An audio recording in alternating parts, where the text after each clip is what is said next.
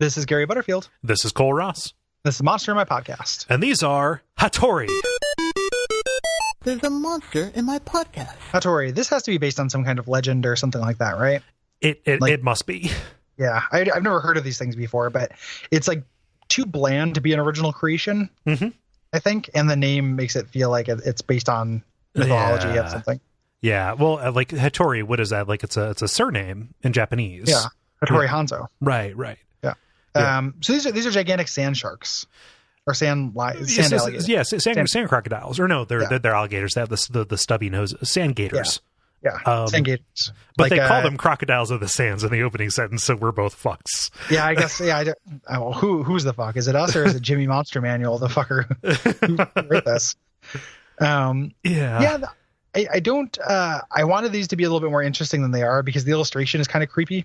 Oh, it is. Yeah, they've got those blank eyes, the tongue that lolls out, the little flippers and fins. Yeah. And the extra long tail. Yeah, extra long tail, but they like whip people around. Yeah. Their big thing is swallowing people. Mm-hmm. And that's, we've had a lot of monsters that do that in our time here. Yeah. I like how it calls out how they're not explicitly evil. They kill people when they're hungry, but look out, they're always hungry. Right. So it kind of reads a little bit like a joke. Yeah. Well, they're chaotic neutral, which is funny because, I mean, they're an animal. They have low intelligence. I don't think that they actually understand the societal norms that a chaotic neutral would be rebelling against. I think with low intelligence, they might. Because, like, animal intelligence is explicitly, like, a lower thing than this. Oh, okay. I think that they might these understand. guys might be little, like edgelords of the sand. Like they... So they're not killer crocs. They're Leto jokers. They're Leto jokers. Yep. Yep, they make up an entire Suicide Squad with all the reverse people. On one hand, we're creating the shitty Chrono Trigger crew. Okay. On the other hand, we're creating shitty Suicide Squad, and then we're just going to write we're going to make them fight. Yeah, the most unreadable fan fiction that's ever been created. Man, can you imagine what Chrono would have to say to Jared Leto's Joker? I mean, what would he do when presented with such a twisted worldview? Okay, by the time the season ends, I want that. It might happen. We're halfway through the book. Like, it might not too. So, like, I think we're more than halfway at this point. So. No, we're less. We're not even to N. I mean by alphabet, by page count. Yeah. So I think we're definitely well over halfway in page count. So we may not make it happen, but we might be able to complete the team. Yeah. But yeah, these guys, they just kind of they swim in the sand, which is super unnerving to see. I mean, we saw that from Shadow of the Colossus. And they'll swallow you, so you get to go to the Vor corner or the Vorner. Yep. And they're pretty much just piñatas because they digest people, but not their stuff. Yeah, they can't digest magical treasure. They can digest everything else. Yeah, but there's an adventure hook from that. Legends speak of a hidden Hatori burial ground where ancient Hatori go to die. If such a burial ground exists, it certainly abounds with gems and magical armor. Yeah, and Hatori stink. The crazy thing is there's also this is kind of like whatever those skybird things that had sex and it sounded like 1,000 orchestras or whatever.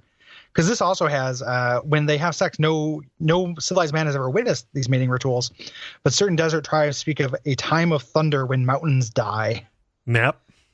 Which is Hatori mating season when they fight. Same. So again, and the mountain dies.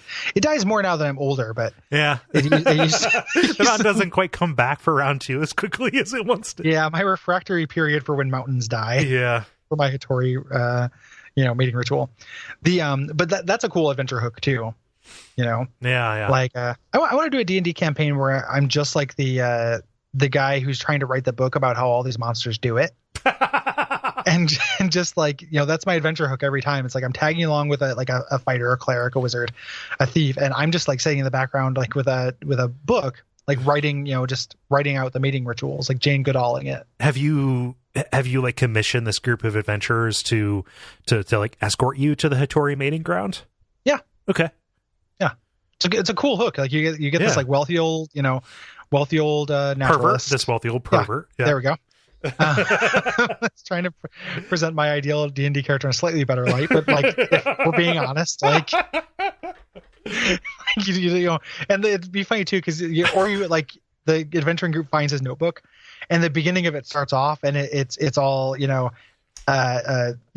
Aarakocra,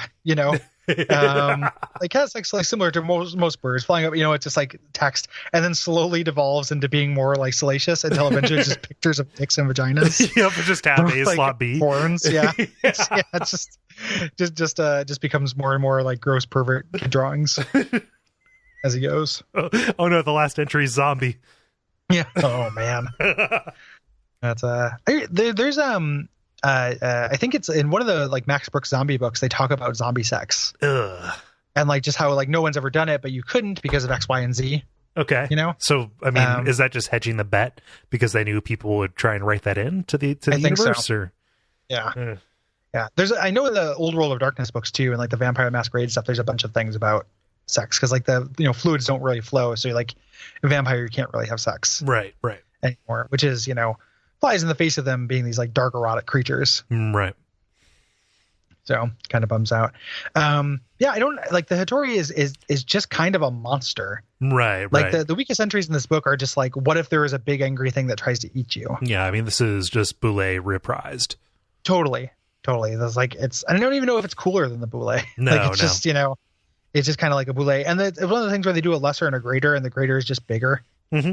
It's not like these are the ones that like cast spells and write songs. Like these are just they can swallow you. Yeah, and that's it. It's not the Hatori patriarch.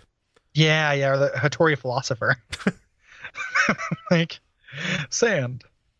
Is it good? Brought to you by our backers at patreon.com/duckfeed.tv.